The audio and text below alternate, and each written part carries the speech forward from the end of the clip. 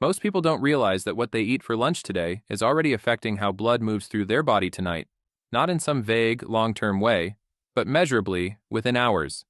That's not an exaggeration. It's basic vascular physiology, and most people never hear it explained clearly. So let's change that.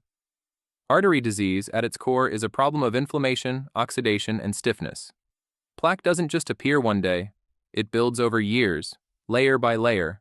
As cholesterol particles, calcium, and inflammatory cells accumulate along damaged vessel walls, the arteries stiffen, blood flow slows.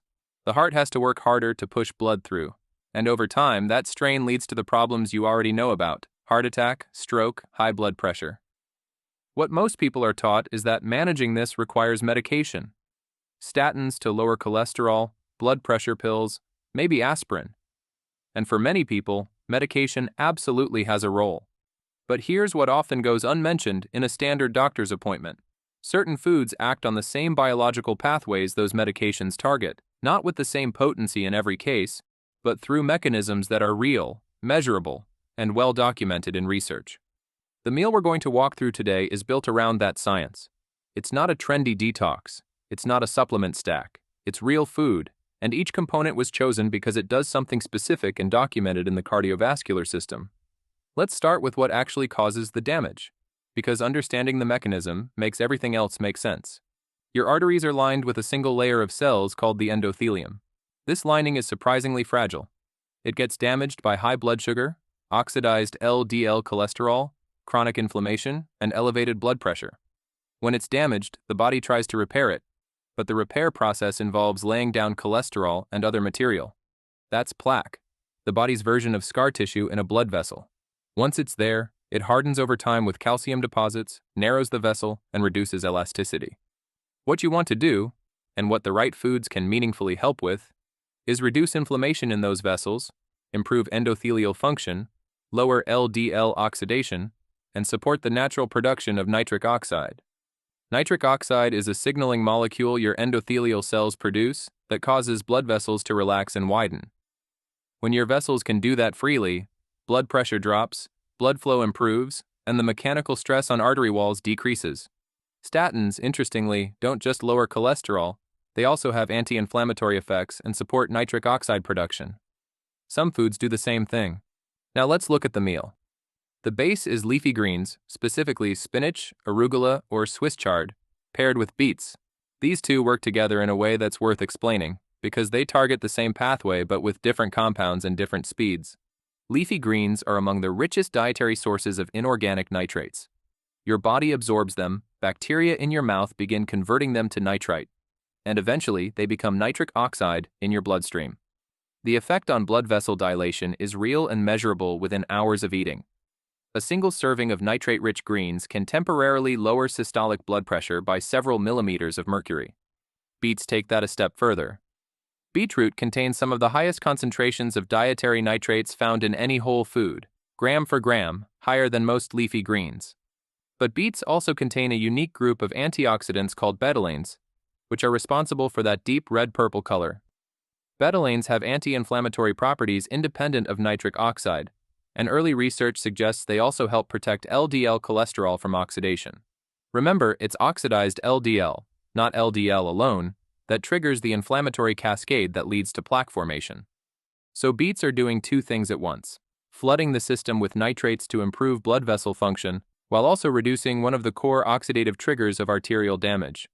Clinical trials using concentrated beetroot juice have shown reductions in systolic blood pressure of 4 to 10 millimeters of mercury within a few hours. That's a meaningful acute effect. And when consumed regularly, not as a one-time dose but as part of a consistent eating pattern, beets have been associated with improved arterial flexibility and better endothelial function over time. You can add beets roasted, steamed, or raw and shredded. They work well alongside the leafy greens either as a warm side or tossed into the same dish. The nitrate content is preserved reasonably well through cooking, though raw beets retain slightly more. What you want to avoid is boiling them in large volumes of water for extended periods, since water-soluble nitrates and betalains leach out into the cooking water. Now add a fat component, specifically extra virgin olive oil. Olive oil contains a compound called oleocanthal, which has anti-inflammatory properties that work similarly to ibuprofen, but through a gentler, consistent mechanism. It also contains oleic acid and polyphenols that reduce LDL oxidation. In Mediterranean diet research, olive oil consumption is consistently linked to reduced cardiovascular events, and the effect is thought to be at least partly due to this anti-inflammatory, antioxidative action. It also helps your body absorb the fat-soluble antioxidants in the greens and beets more effectively. So the olive oil isn't just contributing on its own, it's improving how much you get from everything else on the plate. Add a lean protein. Wild-caught salmon is ideal here, because fatty fish contains EPA and DHA, the long-chain omega-3 fatty acids. These are among the most well-researched nutrients in cardiovascular medicine. They lower triglycerides, reduce inflammatory markers like CRP, improve the ratio of good to bad fats in the blood, and have a measurable effect on arterial flexibility. Flexible arteries absorb the pressure wave from each heartbeat more effectively. Rigid arteries pass that pressure downstream, contributing to damage. Omega-3s don't fully reverse existing stiffness, but they support the biological environment that keeps arteries functioning better. If you don't eat fish, walnuts and ground flaxseed provide ALA, a plant-based omega-3 that your body partially converts, though the conversion rate is less efficient. You can also add some beans or lentils to the plate. Soluble fiber, the kind found in beans, oats, and lentils, binds to cholesterol in the gut and carries it out of the body before it can be reabsorbed. This is mechanistically similar to what certain prescription cholesterol-lowering medications called bile acid sequestrants do. Consistent soluble fiber intake can reduce LDL cholesterol by 5 to 10% in some individuals. That's not a small number, especially sustained over years. Finish with a handful of blueberries or add them as a side. Berries contain anthocyanins, the pigments that give them their color, and these compounds are potent antioxidants with specific activity in the vascular system. Regular blueberry consumption has been shown to improve endothelial function, reduce arterial stiffness measured by pulse wave velocity, and lower blood pressure. When the endothelium works properly, it regulates vascular tone, prevents platelet aggregation, and limits the inflammatory signaling that drives plaque. So when you lay this meal out, greens and beets dressed in olive oil, salmon, or another fatty fish, lentils or beans, and berries. You're not eating a collection of healthy things. You're targeting 5 distinct cardiovascular mechanisms simultaneously: nitric oxide production, LDL oxidation reduction, anti-inflammatory activity, cholesterol clearance, and endothelial support. Each component contributes something specific. The beets and greens reinforce each other on the nitrate side, while each brings its own antioxidant profile. The olive oil amplifies absorption. The salmon addresses inflammation and lipid balance. The fiber handles cholesterol clearance. The berries protect the vessel lining itself. Now, a realistic word about timing and expectations.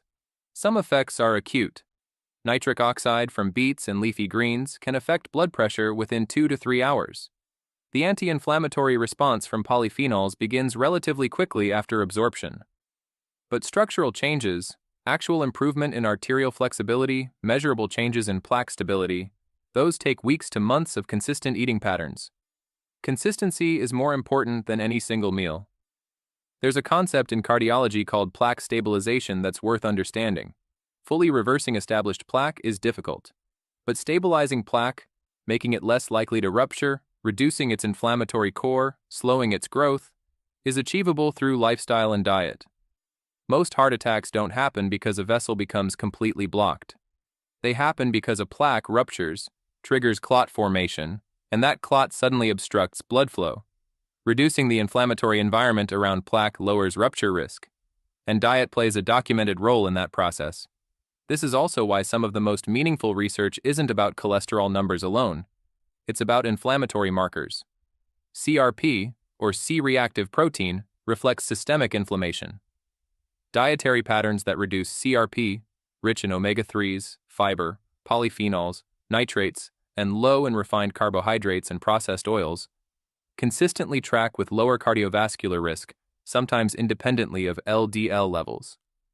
If you're currently on cholesterol or blood pressure medication, these foods work alongside your treatment. They're not a reason to stop medication. That's a conversation between you and your physician. But they're not optional extras either. Medication changes numbers. food changes the biological environment that produced those numbers in the first place. The two approaches address different parts of the same problem. A few common mistakes are worth pointing out. The first is treating this as a one-meal fix rather than a daily pattern. One good meal doesn't override a week of inflammatory eating. The second is assuming that because something is marketed as heart-healthy, certain cooking oils, processed snack bars, even bottled beet juices loaded with added sugar, it's doing what food research actually supports. Whole beets outperform most commercial beet products because the processing often concentrates sugar while reducing fiber and intact antioxidants. Whole food, minimally processed, is the consistent finding across the research. The third mistake is overlooking what you're removing, not just what you're adding. Refined seed oils high in omega-6 fatty acids, processed meats, and refined carbohydrates that spike blood sugar directly counteract the vascular benefits you're working to build. You can eat beets and salmon daily and still have ongoing endothelial damage if the rest of the diet is chronically inflammatory. What the research shows, repeatedly, is that food patterns, not individual superfoods, produce the most meaningful cardiovascular outcomes. The Mediterranean diet, the DASH diet, and whole food plant-centered approaches all improve cardiovascular markers in clinical trials because they share the same core: high in polyphenols, fiber, healthy fats, lean proteins, and dietary nitrates. Low in refined sugar, processed fat, and excess sodium. The meal described here fits squarely within all of those patterns. Your arteries are living tissue. They respond to their environment. Consistent exposure to anti-inflammatory, antioxidant, nitric oxide-supporting food, combined with appropriate medical care when needed, can genuinely shift what's happening inside your vessels over time. Not overnight, but more reliably than most people expect. That's worth knowing, and it's worth acting on. And there you have it. Take this knowledge and take control of your health. Thank you for watching.